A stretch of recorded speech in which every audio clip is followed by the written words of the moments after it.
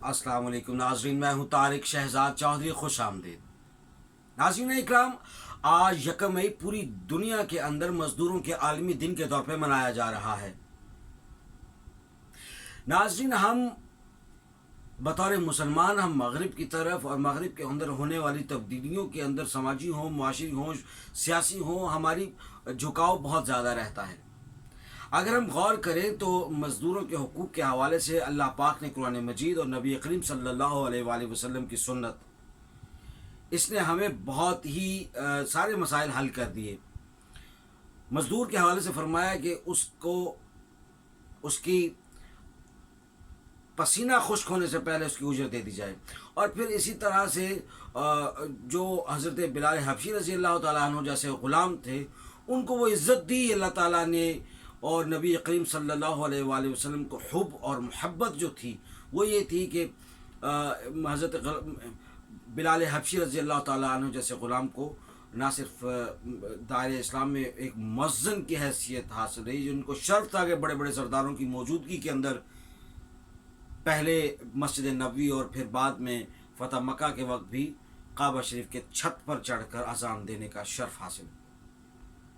एक ग़ज़वा के अंदर हुज़ूर नबी करीम सल्लल्लाहु अलैहि वसल्लम ने एक हाथ को चूमा और एक सहाबी ने फरमाया कि या रसूलल्लाह, ये तो किसी यहूदी का हाथ मालूम होता है। तो आपने फरमाया मैंने हाथ को सिर्फ इसलिए चूमा कि एक मेहनत कश का हाथ है। नाज़रीन इकराम, पूरी दुनिया के अंदर जब सनअती इनकलाब आया तो इसके साथ साथ एक इस्तेहसाली निज़ाम भी शुरू हुआ। और मज़दूरों के हवाले से मैंने जैसे कहा कि इस्लाम के दौर से पहले भी हालात बड़े ख़राब थे, और बाद में जहाँ जहाँ इस्लाम पहुँचा वहाँ पर ये मोहब्बत और खुलूस और इंसान दोस्ती और मज़दूर दोस्ती जो है वो आम थी। सलातीन के दौर में इसकी बड़ी अहम मिसालें हमारे सामने मौजूद हैं तारीख़ में अंदर। नाज़रीन इकराम, यूरोप और अमेरिका में सनअती इनकलाब के साथ ही मज़दूरों की तहरीकें शुरू हो चुकी थी, लेकिन ये तहरीकें छोटी छोटी ट्रेड्स यूनियंस के अंदर थी। 1884 में पहली मरतबा अमेरिका के अंदर federation of organised trade and labour union बनी, जो मज़दूरों के हुकूक पर काम कर रही थी। इसको बाद में अमेरिकन फेडरेशन ऑफ लेबर का नाम भी दिया गया।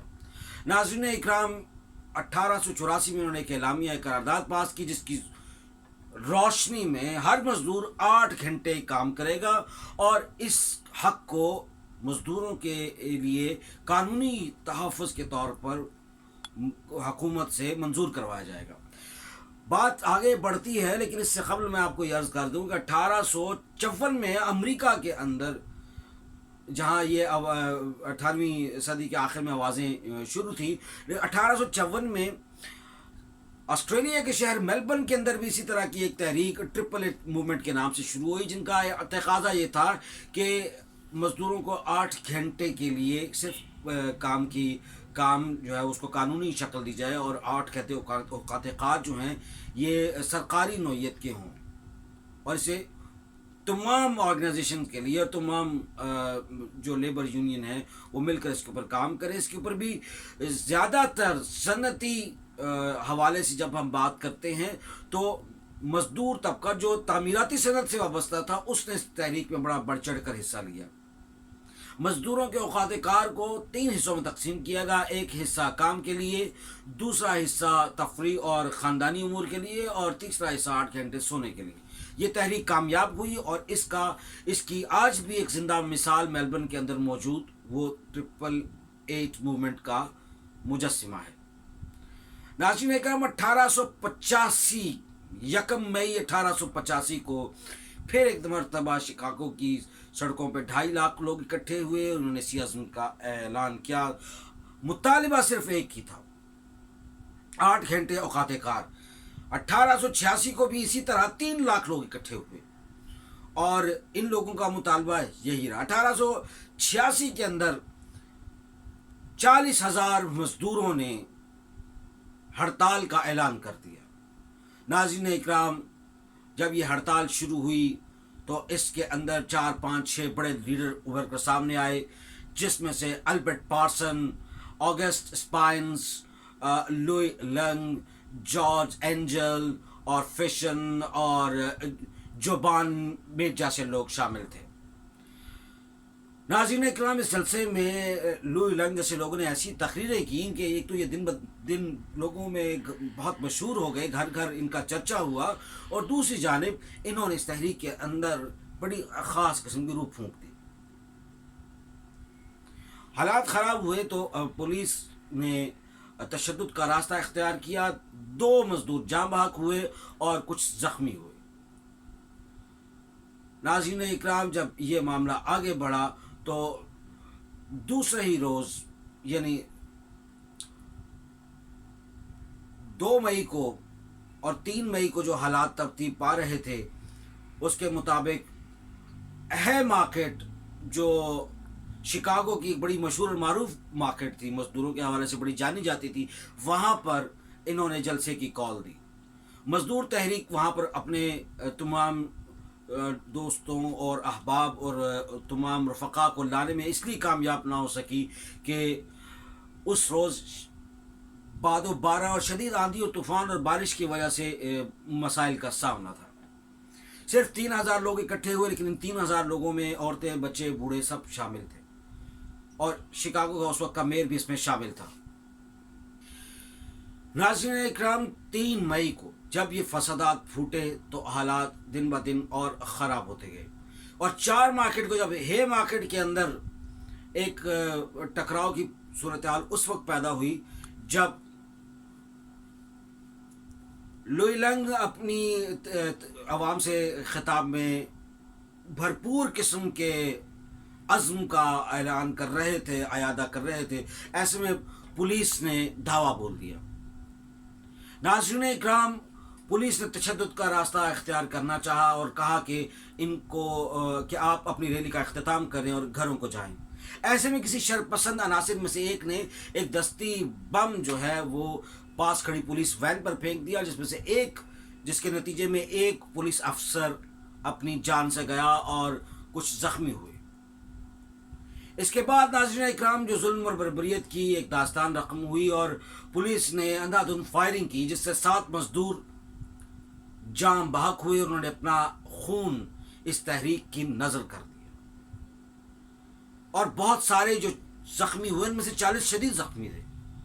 اب 2 روایات اس میں آتی ہیں، ایک یہ کہ وہاں سے ایک مزدور نے اپنی سفید جو شرٹ تھی، جو اس کا یونیفارم تھا، وہ خون میں لت پت کر کے ہوا میں لے رہی، اور کچھ یہ کہتے ہیں کہ وہاں پر موجود لوگوں نے اپنی جو سفید شرٹیں تھیں، وہ جو خون آلود تھی، خون آشام تھی، ان کو لت پت جو سرخ رنگ ہو چکا تھا جن شرٹوں کا، ان کو ہوا میں لہرا کر اس عزم کا اعلان کیا کہ یہ خون کبھی رائے گاہ نہیں جائے گا۔